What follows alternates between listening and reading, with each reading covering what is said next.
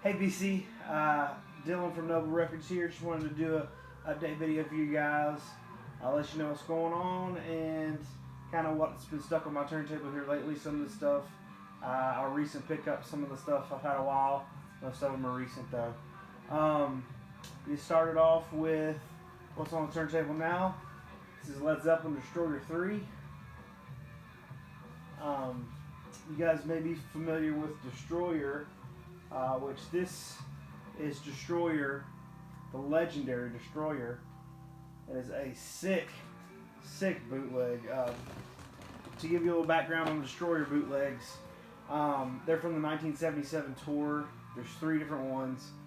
First one is the one I just showed you. That's a soundboard. Now there's different covers for that one. There's one that looks like Jimmy Page's In Space. That's the most common one. There's a couple other ones too. And then there's a second Destroyer which has a red cover. That one's a soundboard. The red cover, I believe, is from that second night. It's August 26th to 27th of 1977, I think.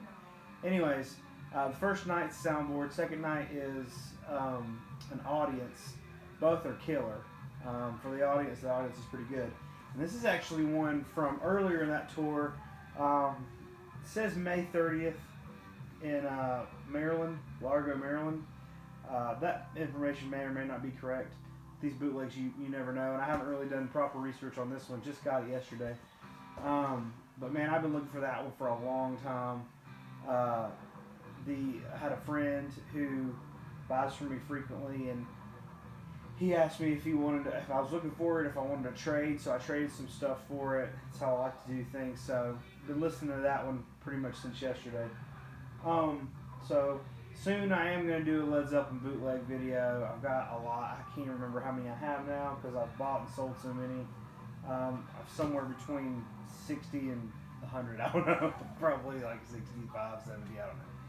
Anyways, so this next one is the Jimmy Castor Bunch. It's Just Begun. A couple weeks ago, it's on RCA label. A couple weeks ago, I bought a collection from a guy. I don't know if I did a video on it or not, I can't remember, but he was a DJ. His dad was a DJ in the 70s and taught him, and so he was a DJ like in the late 80s, early 90s. So he had some hip hop stuff. His dad had some like funk and soul stuff. Really, really nice guy, really cool. So his collection was awesome. It had all that in it. And actually after I bought it, he's like, this is only half of it. The other half is at my mom's house. So I'm supposed to go this weekend to look at that. So we'll see. But this was in there. I was not familiar with this record, but just look at that cover. I mean, these like crazy, it looked pretty psychedelic to me. I mean, I knew it was probably a soul or funk just from what the rest of the stuff that was in that collection, but it was put it on. It's just some really cool funk. It's out there, man. It's cool. There's a lot of funny dialogue in there, and I mean it's a lot like Black Heat or Samandi or something if you're familiar with those. But it's a really, really good listen. I really enjoyed that. I've listened to it a couple times. This one, I got this in a collection a month or two ago. That big, awesome collection of Prog stuff that I bought out of that guy's trunk. This one's called Gracious. And when I posted the flip video, and this was one I actually already pulled out and wanted to listen to, but several people sent me messages like, I want that record. I want the Gracious record. So, I'd already pulled it out to listen to, so I was like, well, I'm going to listen to it first and I'll let you know, because I wasn't familiar with it. And man, this thing cooks. I mean, this is, it's classified on Discogs as prog rock. I do definitely see that it's prog rock, but it's very early prog, pushing on psych. This band was kind of short-lived as far as their studio releases go. Discogs says that they started in '64, but there was no material from them. This album came out in 1970. The UK copy actually had a different cover. It just had an exclamation point. And man, the UK copies are like, well, the highest selling one on Discog is like $635 or something like that. I mean, they're expensive. These are actually pretty expensive too, but not anywhere near that. I mean, I think $100 would probably be too much to pay for this, but this one's like really, really, really good shape. I mean, for being a black cover, there's a little tiny bit of ring wear, but for the most part, it's good. This is just, man, a heater of an album. I mean, I love listening to this. I've listened to it 10 or 15 times probably since I got it. I cannot get enough of it. It's absolutely great. This one I got, just picking through a guy's storage unit a couple months ago, and got this one. I knew that it was early Seger.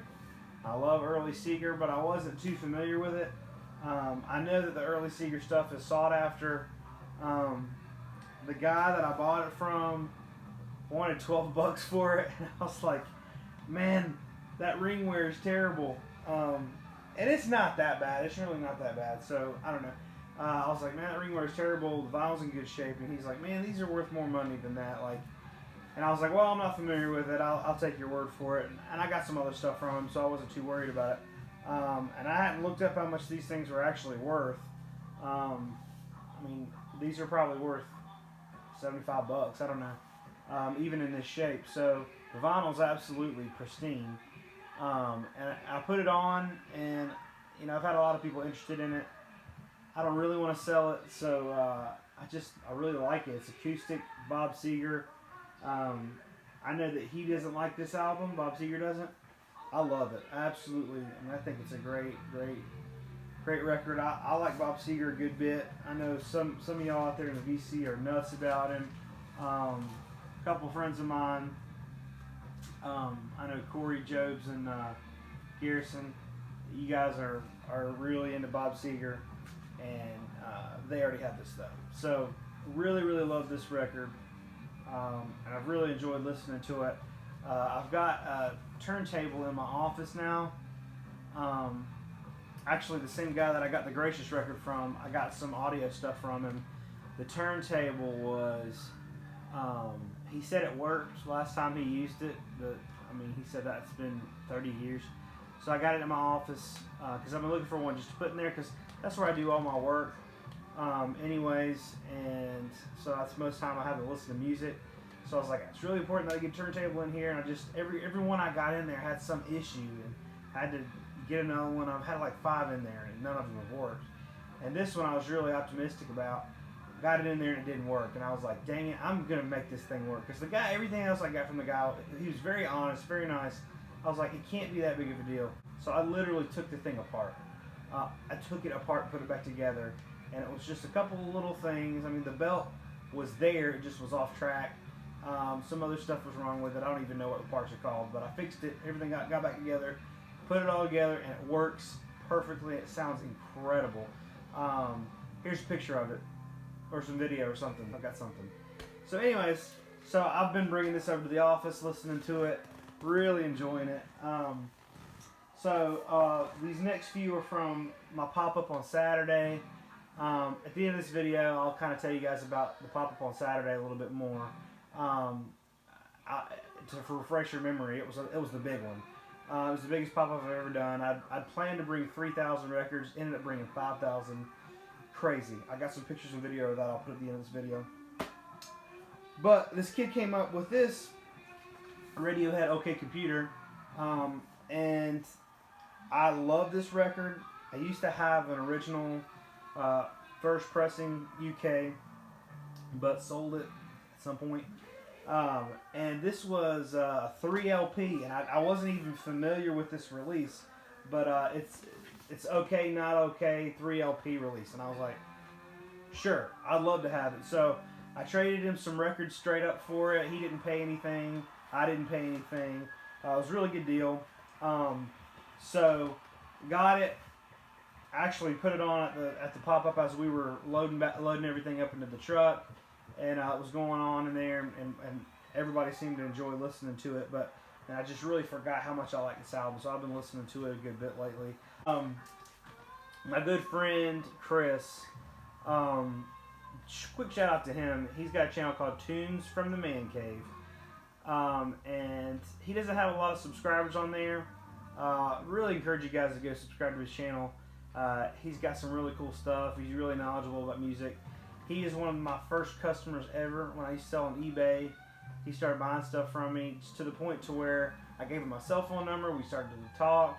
I started letting him come over to my house. You know, he's one of the very, very few people that's met my family and gotten to come over and hang out and stuff. And just a really honest, really good, salt-of-the-earth guy. I mean, love him to death. Really, really good guy. So I had some really neat jazz stuff that he was looking for.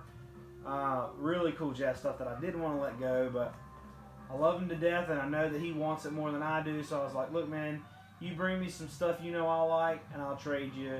And so we actually traded straight up for a lot of this stuff. This is Record Store Day release.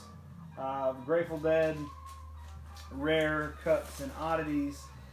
This is, I've spun this once. This is some cool unreleased stuff, studio outtakes, live recordings, stuff like that. Mint, doesn't look like it's even ever been played.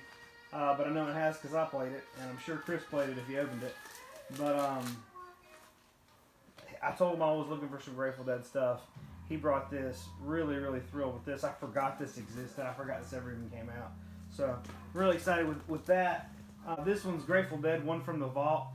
This is one that I actually sold him a couple years ago, and he brought back to me. So, I always kind of regretted selling it, but this is a 3 LP live set.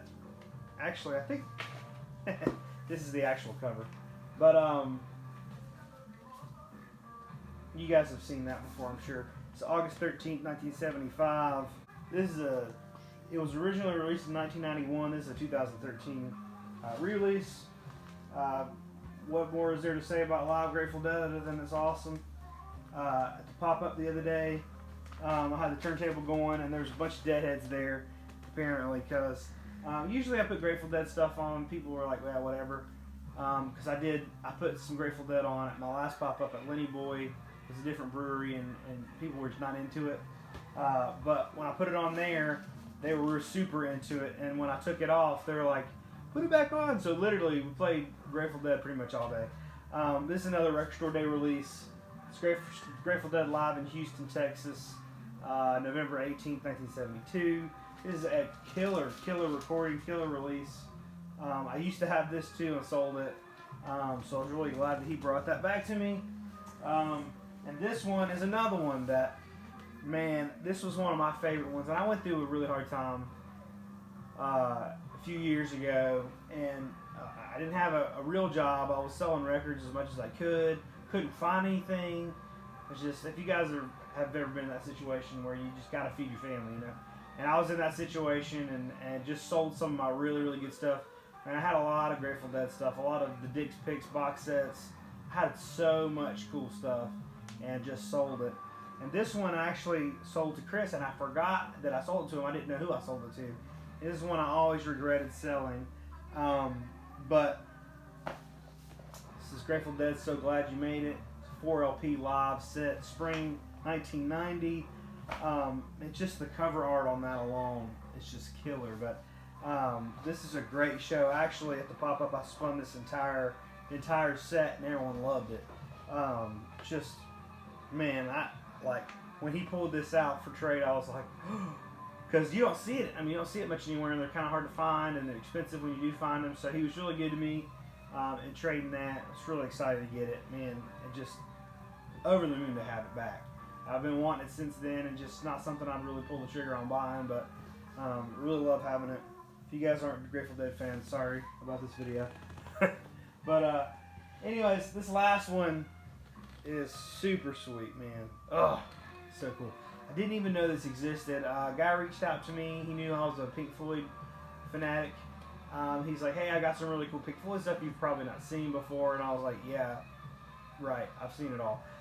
But he's like, no, I've got some cool bootlegs and stuff. Some of the bootlegs that he showed me I had seen before, but I've never had. This is the only one I actually got from him.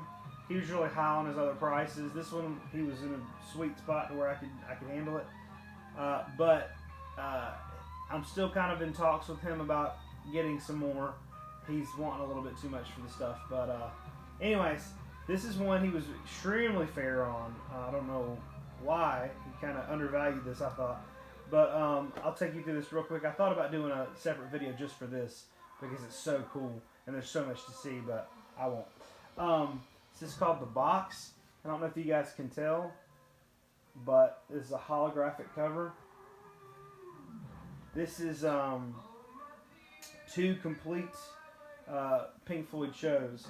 One of them is an audience recording. One of them is a soundboard recording. Both recorded at Earl's Court, 1980 for the Wall Tour. So you got 2 separate 3 LP sets in this box set. I'll show you the back real quick. So this is numbered. This is number 463 out of 500. One of them was on August 9th. One of them was on August 6th. So they're 3 days apart. These are packed in here really tight, so I gotta be careful how I get them out. But let's see. So this is the soundboard, and I mean each one is cool in itself. You've got the trifold cover, and the cool thing is it's on green vinyl. That's got this dark green vinyl, and then it's also got a lighter green, which that's the dark green. I'll show you the lighter green. I think the other one's got lighter green.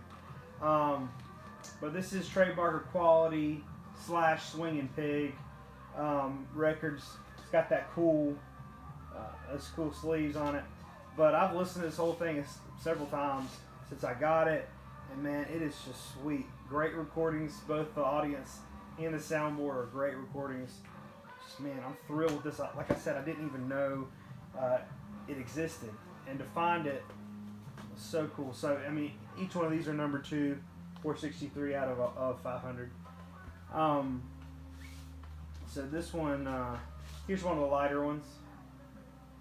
So, and that's the audience on. It's called Soundboard on the Wall and Audience on the Wall. It's a trifold. I may later do a bootleg video to where I do some needle drops on this thing. If that's something you guys would want to see, let me know. But I mean, this is like the ultimate. Because I've had a lot of wall bootlegs in the past and sold them. Actually, didn't have any wall bootlegs right now. But this one's like the ultimate end-all wall bootleg collection, and this thing is absolutely beautiful. I'm just loving this, owning it. It's been sweet. When I got it out of the box, he shipped it to me. I got it out of the box. I was like taken back. I was like, man, this thing's incredible. To see it in person is just beautiful. Anyways, but so I'll do a little bit of an update on how the pop-up went this weekend. I know a lot of you guys had really nice wishes to wish me good luck and all this stuff. It was a beast. I ended up renting a moving truck. It was a 15-foot U-Haul. I usually have a Ford Expedition, and I usually lay the seats down and bring everything like that. But I can really only move about 2,000 records tops. I mean, can't get much more than that in the crates, you know. So, it was really tough to make that call. The moving truck cost about $100 to rent for round trip, you know, because I had to pay the mileage and all that stuff. So it was a little bit expensive, but the pop-up was a huge success. It's definitely the most I've ever sold. It's also the most I've ever worked, so I guess that goes hand in hand. But anyways, I mean, in all, I mean, we probably had 400 or 500 people, I don't know, out there. It was a lot. So we had all the dollar records on the ground as usual, and then we had probably 1,500 or 2,000 priced ones that were up on the table. Met some really cool people. I met Dave from the VC. If you guys know him, he runs a really cool channel. He right now I think he's really into jazz, doing a lot of jazz stuff. But he was able to pick up a few that he was looking for. I don't normally have a whole lot of jazz, but I had a couple. and so he thankfully was able to come, and he was a really, really nice guy. I loved getting to talk to him a little bit, meet with him. Hopefully I'll meet him a little bit more in the future, but yeah, so we loaded everything in, got everything set up. I went to go park the truck, and when because I was coming back through the loading dock, I jumped up on the loading dock, and when I lifted my leg, I lifted it a little too high, and I ripped my pants, like, in a really, really bad crotchal way. The tear was that big. There was no getting out of it. So it's 11:30. Thing starts at 12, and I've got just complete open pants here. And my wife was about an hour away, and so she had to go back by the house and to get some pants. And I was like, you know what? Don't worry about it. A really good friend of mine was there with me, helping me. He drove me to the only place that was anywhere near there I could buy pants was Dollar General. They did not have a great selection, but I got a $5 pair of gym shorts that I wore all day. So that was a little bit funny and hectic. So, but when I got back, because I told him, I was like, don't let anybody in until 12. I don't want to do that. I advertised 12. I know people are going to be waiting. And he's like, all right, I won't. We got back, and people had gotten in and has already started looking. I didn't want it to be that way, but that's the way it was. So anyways, so some of the early birds got some stuff, some good stuff, but it was all because of my wardrobe malfunction. So sorry about that, guys. But anyways, other than that, man, it was a great time. I met a lot of new people. Lots of members of the VC were there. People I know. Don't know if you guys know them all, but Corey Jobs, I mentioned him a little bit earlier. He's got a really cool channel. He hadn't posted a lot. I've been giving him a hard time, but and then the Tunes from the Man Cave, Chris Henson, great guy, he was there. And then Dave, also from the VC, was there. So we had a great time, and can't complain. So I'm glad it happened, but I'm also glad it's over. So anyways, thank you guys for sticking through this video, watching it. Really enjoyed the VC. Enjoy being able to have kind of an outlet to talk about my music. Coming up on 500 subs here soon, so probably going to do a subscriber contest video type thing. I know there's a lot of contests going on right now, like a ton. Some really, really cool ones. So hopefully I can come up with some cool stuff and some cool giveaways and stuff like that. So thank you guys so much for watching. I've been crazy busy lately. I try to respond to all my comments, and I'm trying to watch all your videos too. Just been swamped, but I think things are about to cool off for a little bit, and then we're going on our trip to Albuquerque. I talked about in our last video. So anyways, but cool. Thank you guys for watching, and we'll see you next time.